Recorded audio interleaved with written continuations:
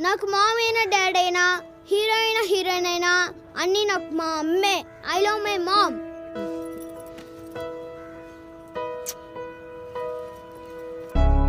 కను పాప